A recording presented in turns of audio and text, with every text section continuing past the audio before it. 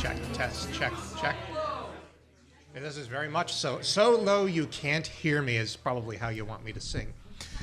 Good evening, everybody. How are y'all doing tonight? I believe that this is the part in the script where I am supposed to express disappointment at the amount of noise made and request, how are you doing tonight? Thank you. That's better. We had to get that take because right now we are, this is our third year of doing this, but we are actually live streaming it for the first time. So y'all got to be out on the internets right now. First of all, who has been here more than once before? Anybody, any repeat offenders? Yeah, we've got a few out there. Who's never been to one of our events before? Okay, good. We would like to welcome you here, and this next part is largely for you and for the home audience. The rest of you may know a little bit about us. We are Captured Pittsburgh. I'm Jason Kodat, the CFO. Kind of over here is Adam Thomas, who you will get to see a lot of later. Way back, technically directing, is Jason Fate. We're the three co-founders of this little nonprofit. We are basically here to educate, support, and promote photography and the arts and videography in general in Pittsburgh, but we've kind of focused around photography. We have the only open-air photography gallery in Pittsburgh that is driven entirely by social media. One of, we think, only two in the country. Some of you may have seen it down in Shadyside off of Walnut Street in that little alley kind of across from the Apple store. Or next to the Mexican restaurant if you're more driven by food than you are by technology. We are also opening very shortly our second gallery in Bain Park over in Bellevue. That's a collaboration with the school. And, what's the school district out there? Northgate School District. They've actually reactivated their photography club with our assistance. And we'll be putting everything together there shortly, so look for our announcement with the opening on that. We also run different photography seminars throughout the year. This is probably our most popular one, and I think it's the only one that we've done 3 years running. The other thing that you will look for this year is our annual anniversary gala, which will be in October, and we'll have some more news coming up on that since we've planned this one much further in advance than we usually do. Tonight, we are going to be assisted kind of in the back over here by John Hall and in the way back by Dave Perlosky. They've been kind of bothering and helping us out with a couple of things, largely videography tonight. Here's the order of business for tonight.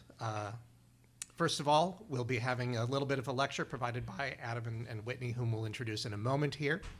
We'll talk about ways to capture the ideal shot during a concert. And then the second part is the part where you guys actually get to practice. We've got a couple of artists who are going to give us some really good sets. We're going to divide you into a couple of groups and let you be up front, let you be kind of in the middle, and then let you kind of hang back. During that time, if any of you have a piece of gear that you would like to try out, we have gotten a little bit of support from the guys at Pixel Connect? Pixel Connection. I was one syllable off. I'm so sorry. You're from Avon, Ohio? Yes, Avon, Ohio. They're trying to support the Pittsburgh market, and they've come here with a bunch of gear. If you guys want to talk to them, if you're having trouble with your gear, if they have a really interesting lens that you want to have had your eye on for a little while and you want to actually see if it works well on your body, go ahead, check them out. Thank you for guys for coming. And last but not least, Dave has his laptop set up over here. So if any of you want to kind of review on an actual bigger screen than that little 2-inch LCD to see what kind of shots you're getting with that new gear, he has a card reader back there. Go ahead and take a look at the pictures on an actual, full-size laptop screen, and you can see every minute imperfection or how well you really, really did. So without much further ado, is there anything else I need to mention? Fate? No? Okay, I've name-checked everybody I need to name-check. So I'm going to turn this over to our guest lecturers tonight. One of them is Adam Thomas, whom I've already name-checked as our COO. And the other one is Whitney Lurch with Sound Scene Express, and they are our constant pals here. Take it away. Which one of these is live up here? Those two over there. These two? All right. Far over, yeah. That's cool. All right. So thanks for coming to Open Stage. It's a musician joke. Glad that all three of you got it. Thank you for that. As you probably would guess, but I don't want to assume. I'm the Adam in the group, and this is the I'm Whitney. the Whitney. Yeah. So. To be clear. So once again, thank you all so much for coming out to this very unique event. We have had a lot of fun with it the last 2 years. I know a lot of you have been here for both of those previous sessions. Thanks for coming back for round 3. I promise there's not going to be too much overlap. Whitney and I have chatted a little bit about what we wanted to cover tonight. So just a very quick rundown. Year 1, we covered mainly just kind of the more techie end of things. What do you do with your camera? What kind of settings? You know, how to get white balance, the usual stuff that I'm fairly confident most of us here in the room are familiar with that. We don't need to tread too far into that. If I'm wrong, raise your hand. Okay, good. Don't be afraid to raise your hand. Right? Or else nobody's listening, one or the other. Kodette, did you want to come around to this side? Is that better for you? Okay. Last year, we were in more of the creative, well, part creative choices and part pit etiquette. Yeah. So we didn't delve too much further than that. We just kind of got into relaying some information and a little bit of anecdotal stuff along those lines to just to get everybody thinking a little bit differently about their work. This year's going to be slightly different. And the reason that it's going to be this way is that there's a tendency to, well, there's two things really.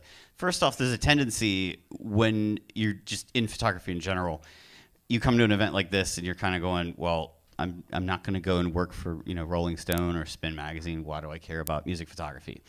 Well, very easy answer. The skill set here applies to a whole lot of other areas of photography, not just taking pictures of live musicians on stage. You can take this to, you know, your wedding work. You can take it to your, you know, your kids' events at school or other family gatherings, this and that. But most importantly, and this is something that we point out at a lot of our other events, and I think it's worth repeating, we're here learning different angles and different skills to apply to what we're doing, even if we're not necessarily going to do this for a living or a sideline or whatever, because just simply the act, this is purely my opinion, take it for what you want, but this is how I look at it. Just simply the act of kind of forcing yourself out of your comfort zone and getting into a different line of thinking about something and approaching something differently, however slight, you can take that to whatever it is that you do away from photography, your job, or, you know, a home restoration project, whatever. It's just one of those things that just can kind of get you out of that comfort zone enough to get the creativity going for you. So that's kind of reason one. Reason two is that there's a tendency, and step in anytime you want to, Whitney. I'm running dry here. There's a tendency, especially in concert photography, in music photography in general, to just kind of do the whole throw spaghetti against the wall and see what sticks approach. And that's sort of the angle that we're going against tonight. Yeah, I feel like that approach is more of, sorry. I feel like that, I'm terrible with a mic. I feel like that approach is very much more, you know, you're going into something that you don't necessarily have a good understanding how to do, so you're just sort of crossing your fingers, putting your shutter on continuous release, and the whole spray and pray concept, and hope you get something. And the purpose of this is to teach you really what you're looking for, how to use your camera appropriately in low light settings. Live music photography is challenging. You have very less than ideal light situations going on. Not only is it low light, but it's constantly changing. Your stage lights are multiple colors, they're flashing, they're moving, they're all over the place. So we're here to teach you how to work with that and how to anticipate what's coming so that you're not using spray and pray and then you go through 600 photos to find 10 good ones. We're going to teach you how to look for the shot that you want, anticipate when it's coming, get ready to frame it appropriately, even though people are bouncing all over the stage. And then you go home and you have 100 photos to go through to get 10 good ones. Right. And the impetus for that kind of stems from, there's an interview I read years and years ago, probably at least 10, 15 years ago. It was an interview with Paul McCartney, and he was talking about, he was reflecting on Sgt. Pepper and why the material was so strong, why the record was so strong.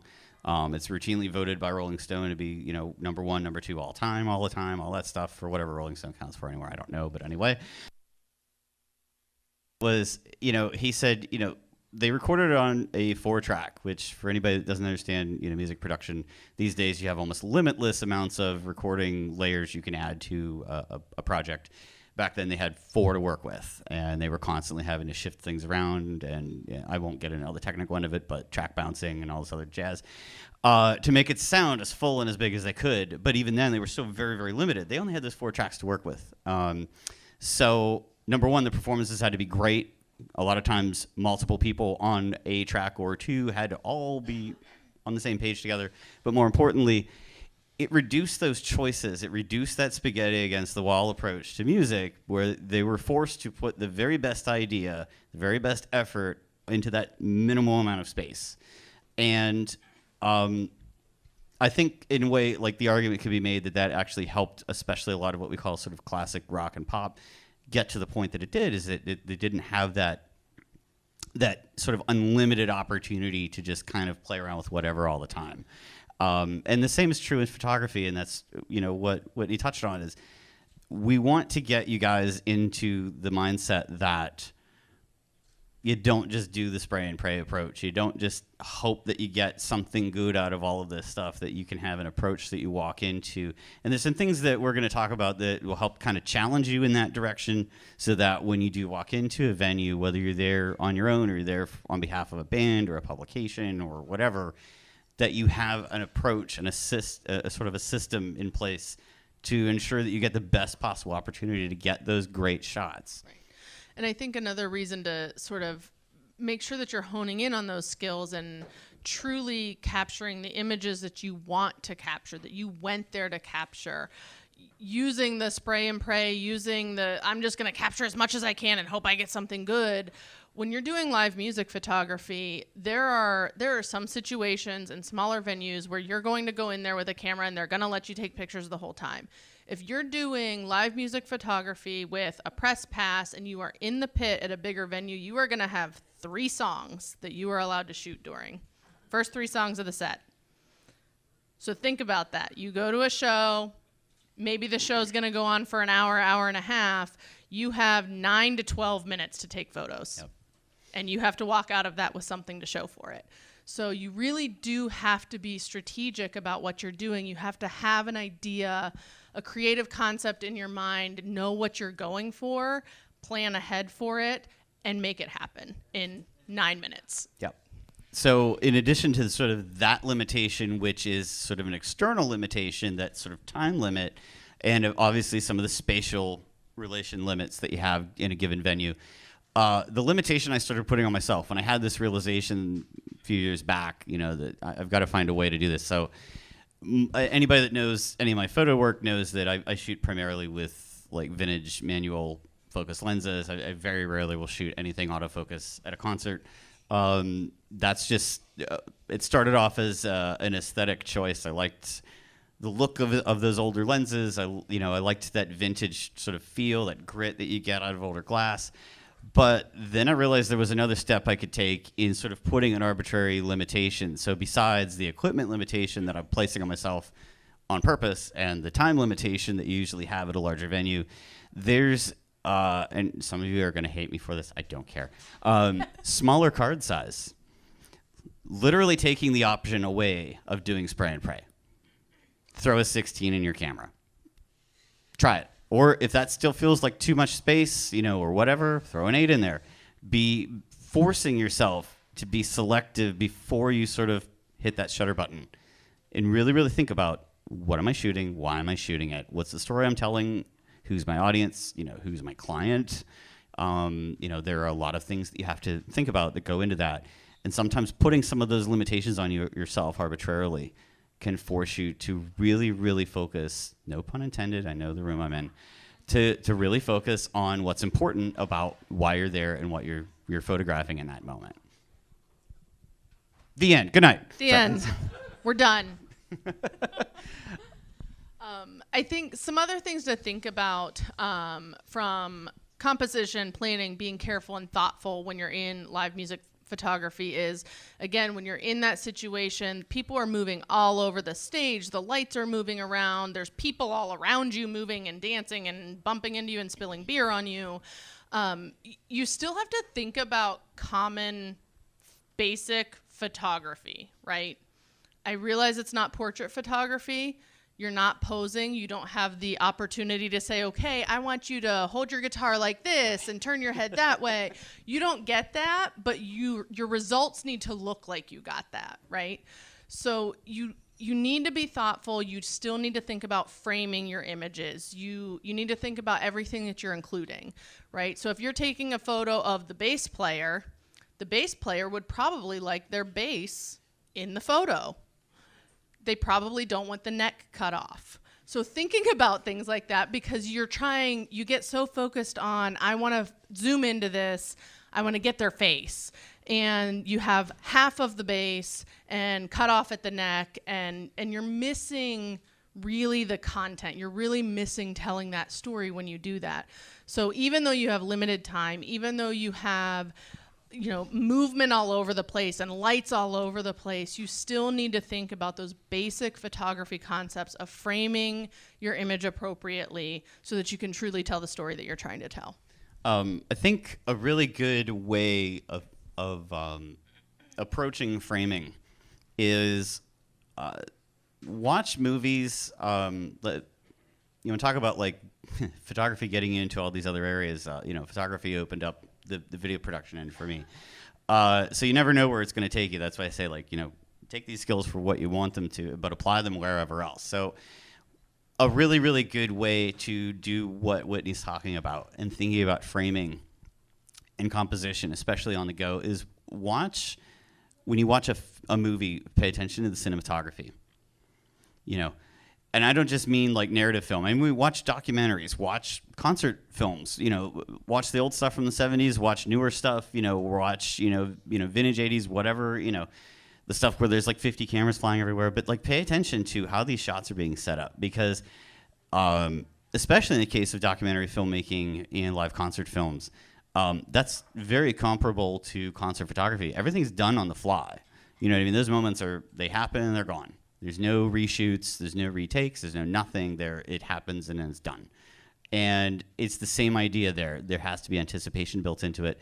You already have to know your compositional rules. Anybody that was here for the last year or the year before knows, like, one of my favorite framing devices are these guys right here. Mic stands are awesome for that, especially if you're kind of going across a stage or whatever. You can use these as a way to frame in, as I've said before, like I think of composition in terms of shapes, rather than like rule of thirds or whatever. So I'll look at like, oh, well, that's making, the side of an octagon, and then the top of the singer's head is going to do this, or the guy in the background is going to round it out this way because, he did this sweet, jump off his amp or whatever. So there's all these things you can do, but like my recommendation, honestly, pay attention to the cinematography in a movie the next time you watch a movie, and pay attention to how they were grabbing certain shots and certain scenes. You'll start to break down the composition before you even realize it.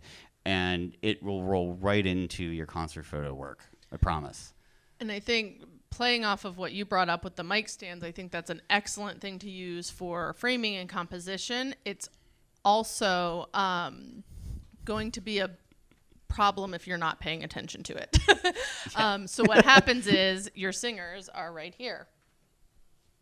If you're standing directly in front of them taking a picture, their face is going to be obstructed by that mic. If they're standing over here and you're off to that side, their face is going to be obstructed. So paying attention to the things that are on stage, the things that are going to cause obstructions in the image that you're trying to create. Did you want to sit down? Yeah, I'm okay. good. Right, I'm good, yeah, thanks. Right, good. Yeah. Uh-huh.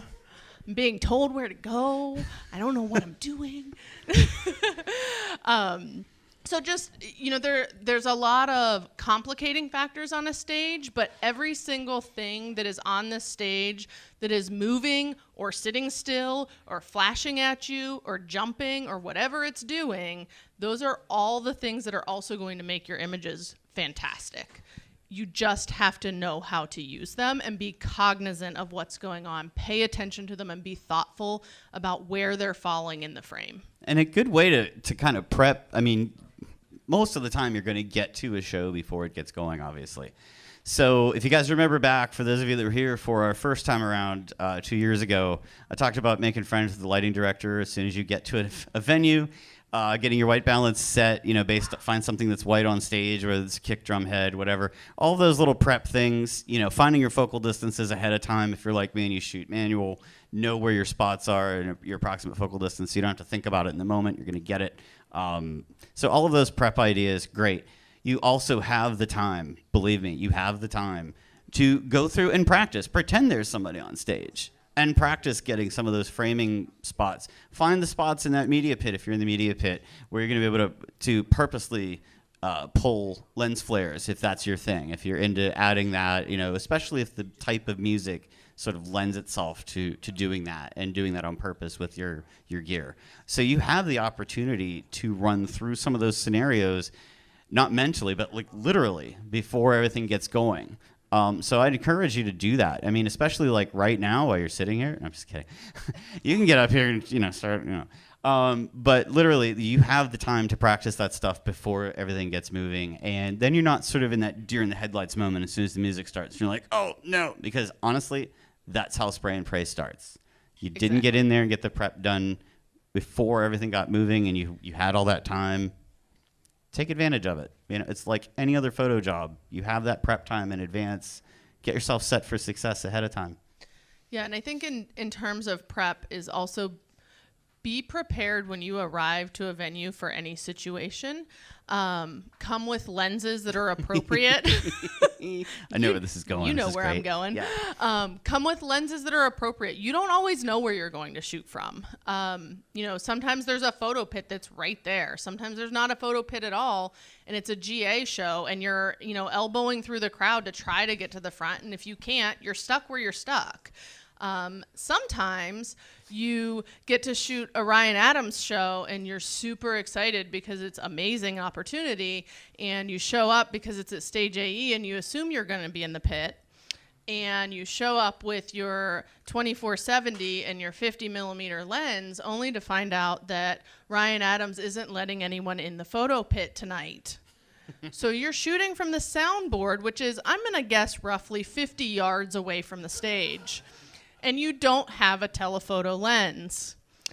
You might have figured out this is a personal experience. But thinking about things like that, you don't know. Some artists won't allow photographers in the pits. Some venues don't have a photo pit. Some venues close their photo pit intermittently. And you don't always know what the situation's going to be. So come prepared. Know your venue size, so that you know the range of lenses you need to bring with you.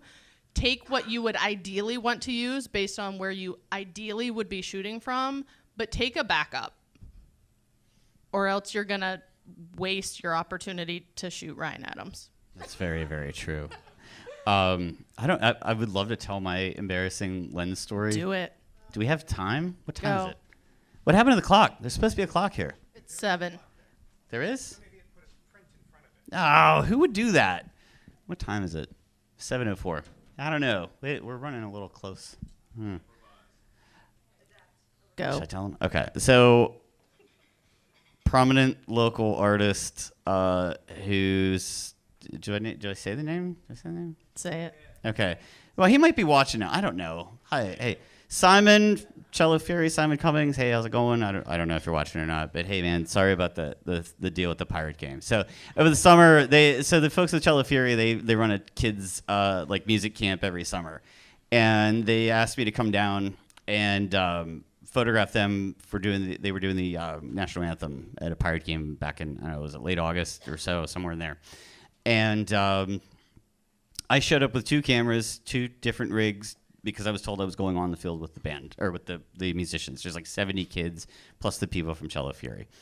And we were also like talking about like all this other stuff we were going to work on for the coming year and da-da-da. And this was going to be the first thing. It was just like a last minute, hey, can you come down and do this? And I was like, yeah, sure. I took a telly. I did.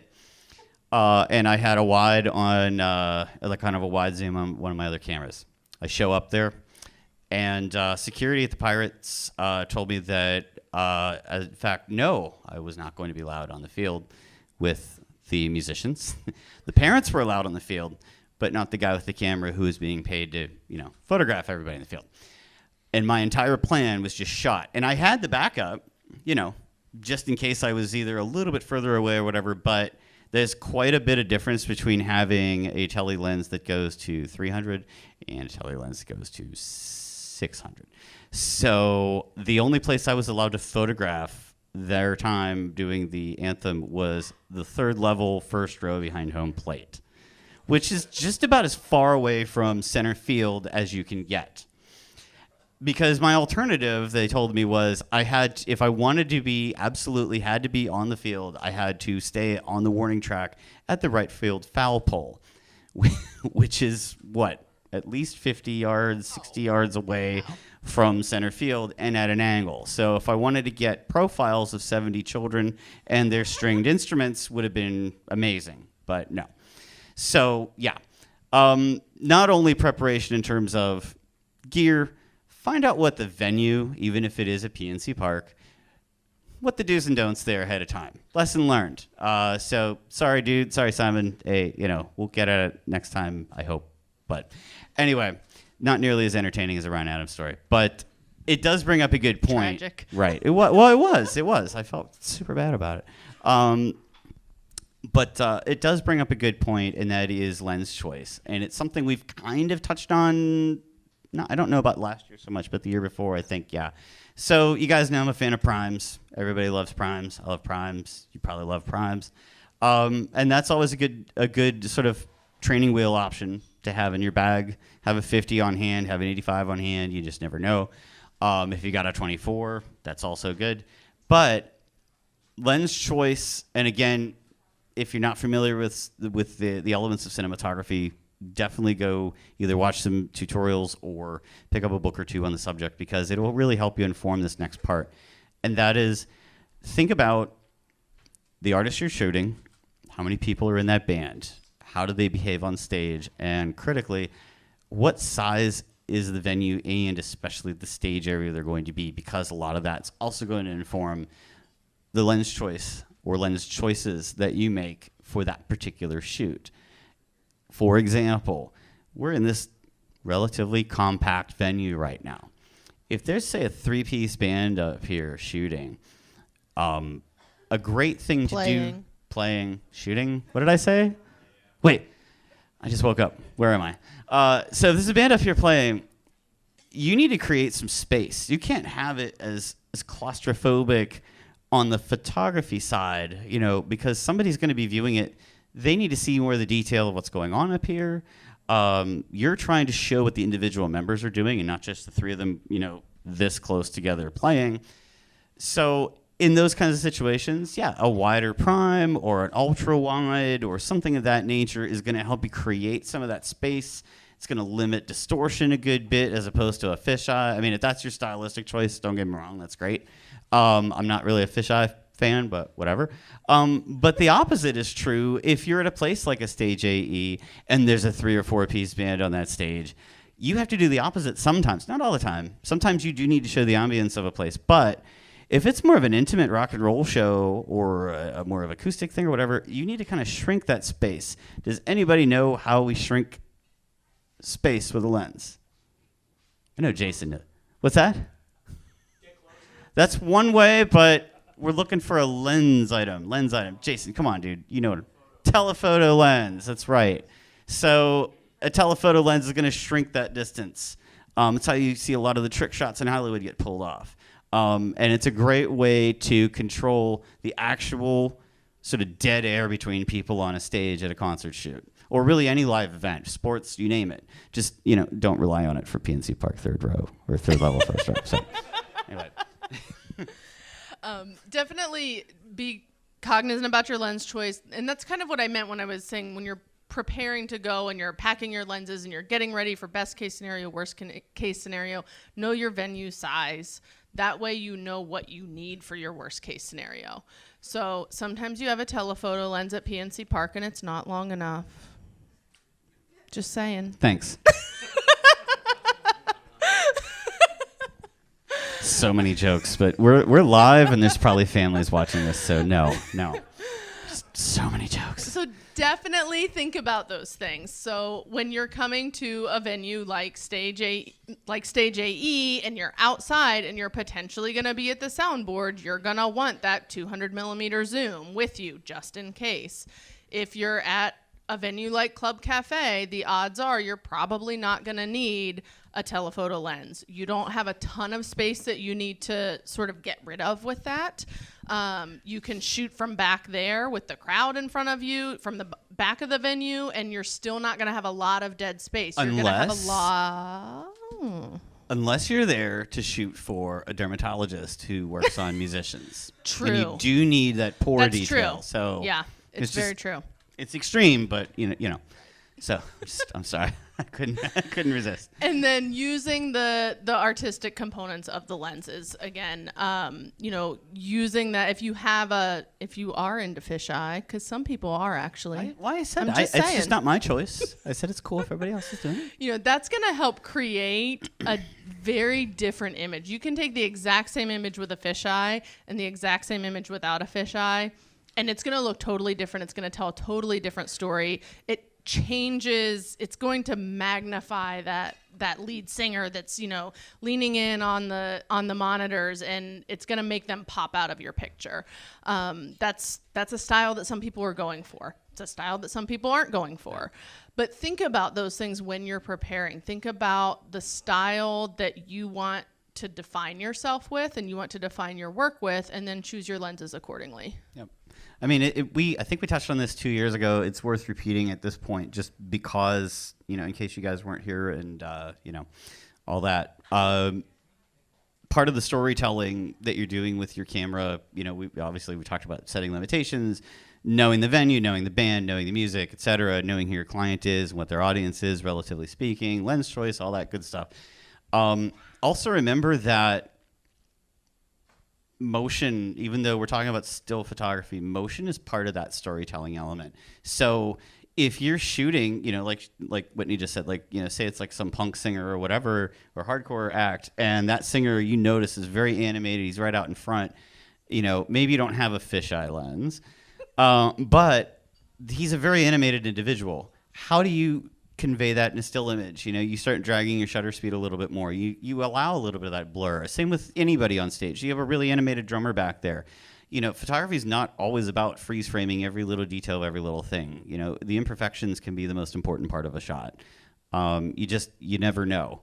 But if you have a good plan and going in, I want to show, I've watched this band on YouTube, or I've shot them before, and I want to convey that movement a little bit more. I want to convey the animation they have on stage. Or if you happen to notice that the singer and the lead guitar player had this really kind of electric connection, that sort of, I don't know, radar eye thing in each other, exactly like that, and you notice it, you might want to be able to find a way to convey that in your images. Does that make sense? It does. I knew it would. It's weird. So, good Lord. We're taking this on the road, just so you guys know. It's gonna be like Smothers Brothers, but photography. Anyway, that just went over 90% of our audience's head at home. Yeah, sorry kids, it was this comedy act with a guitar, and they had the Who on their show one time. Whatever. I think related to what Adam was saying in terms of capturing that movement, like he was saying, if you do have a super animated artist or band, you're going to want to capture that. If you are there shooting for the band, think about that. So not only do you want to capture that, but you need to know how to capture that. You need to know when to capture that.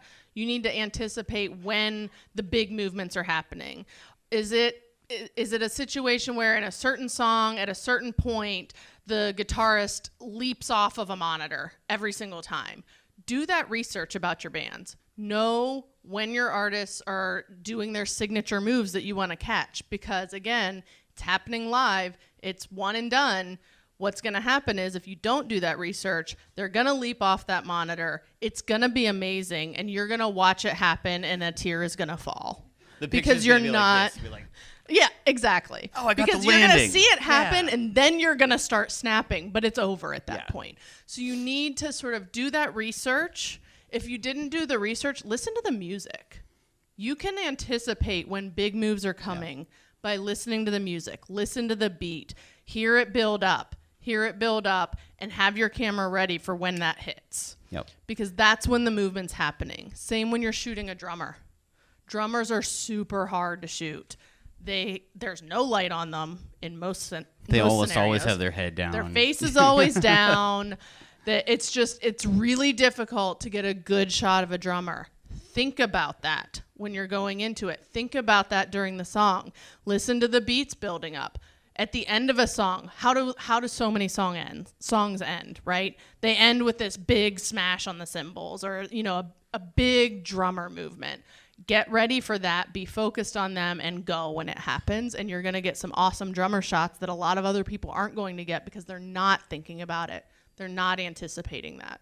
And I know we said don't do the spray and pray thing, and that is very true, but you still do want to have continuous shutter turned on in these situations, but maybe just don't run it for like 10 frames. Do like 2 or 3 and get on with your life. And like be thoughtful about it. Don't just hold your camera up in autofocus. And I mean, you will see people do that. I hate that. In the pit. Yeah. Not even looking at the screen, not looking through the viewfinder. They just set it on auto. They hold it up in the air on continuous and they just shoot. Think of it this way. You can do better. You're going to inform your work better, even if you're not necessarily into the band that you're working for or what have you, or the band that you've been assigned by, a publication or an agency or whatever. But be a fan. Seriously, be a fan. Find something about that band that you like, even if it's not your kind of music. Find something about it that you like and be a fan. Let that inform what you're doing and those choices you're making. And don't forget, this is something I drive home every time I talk to anybody about this subject. Remember that. And just because you get kicked out of the pit after 3 songs, don't stop shooting, okay? The story of that show is still going on. There are people up front that don't know what that show is like at the back, just like there's people at the back that don't know what's going on up front. Bear that in mind. You know what I mean? Move around, even once you're out of the pit. How much time we have left? Pequeño? Okay, all right, thank you. There's the extent of my Spanish, everybody. But yeah, keep that in mind too. Like, I've said that before. It's worth repeating. That keep the story going. Just because you're not shooting right up front. I mean, close-up shots are kind of boring. I'll tell you, at least in my approach, like the times that I like to see close-up shots, if you notice that you're photographing a band that's very highly skilled, especially like a highly skilled guitarist. Or say there's a bass player that's like literally like the second coming of Bootsy Collins, who just retired from live performance this month, and I'm really bummed, but I'm glad I got to see him a couple times. But if they've got that real skill set, that's when you can cut off heads. You can focus in on what they're doing with their hands. There's a keyboardist, same thing. You notice a drummer doing some of those crazy tricks in between fills or whatever. Yeah, get some of those close-ups, because those are the stories. Even some of the people up front aren't even paying attention to that, let alone the people at the back. Those are some of the things that can tell the story of that band, especially if you're there shooting for, say, that band or their booking agency or their management. That's part of the selling angle. If it's really highly skilled type of a band, like a band like Fish or whoever, that they're really into that sort of virtuosic level of whatever they do, show that off. That's part and parcel of telling the story. Absolutely. And it needs to be a close-up that tells a story, right? If you're looking at your close-ups after shooting a show and it's somebody's face and there's no microphone and there's no instruments, and if somebody else was looking at that picture, they would have no idea whether that was taken at a concert or standing at a park or that. Think about that. You're telling this story. Looking at those close-up images need to have a meaning that is related to what is going on that stage. So you're not looking necessarily for portraits. You're looking for these detail shots of what's happening, playing the strings, spinning the drumsticks, things like that. Cool. All right. So just quick recap before we get the music started here, which is why you're all here anyway, let's be honest. I mean, we're entertaining and all, but so have your purpose, okay? Know your venue, know your artist, know your client and their audience.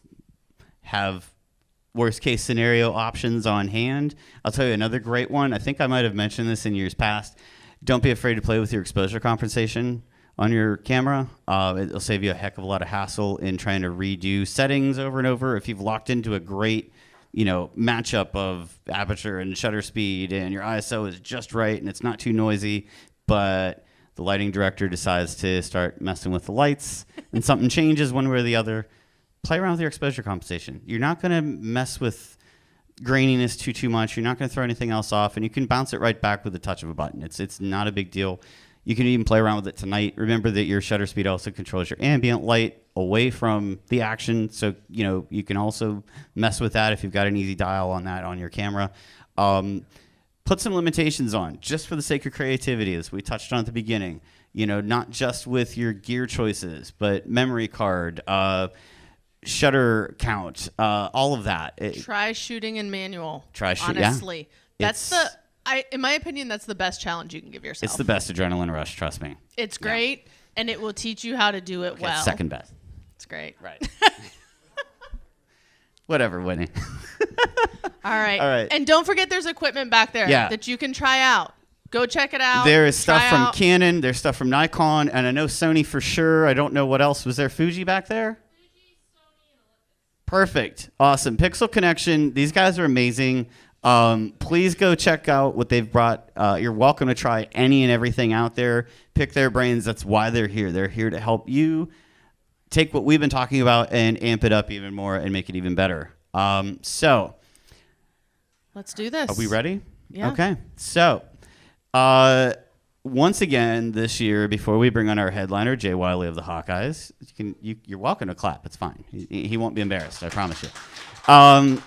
But we have a couple people we need to thank besides Pixel Connection, and that's, of course, the good folks here at Opus One Productions, as well as Misra Records for... Thank you, Jeff. That's Jeff back there laughing.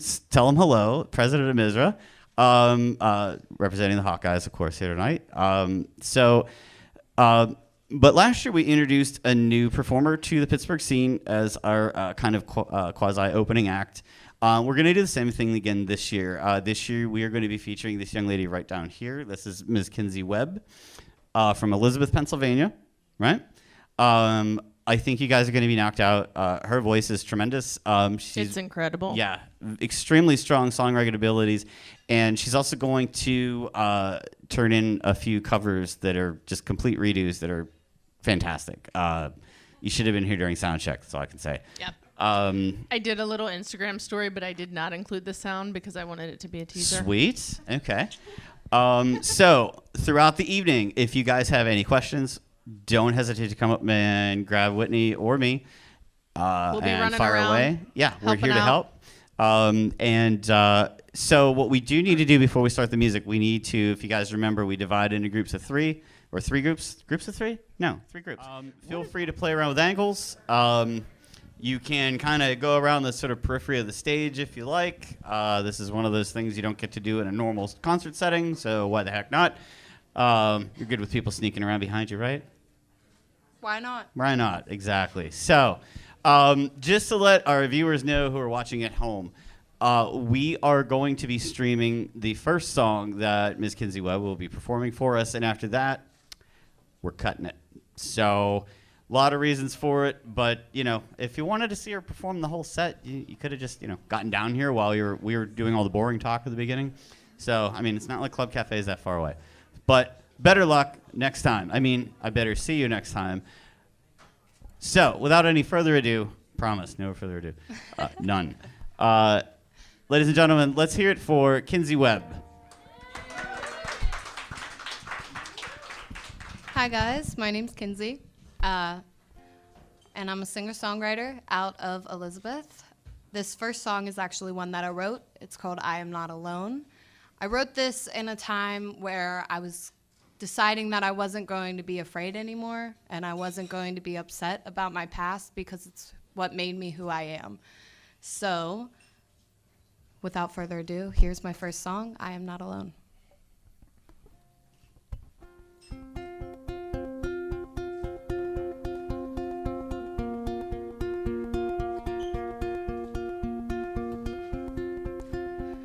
When I was a little girl,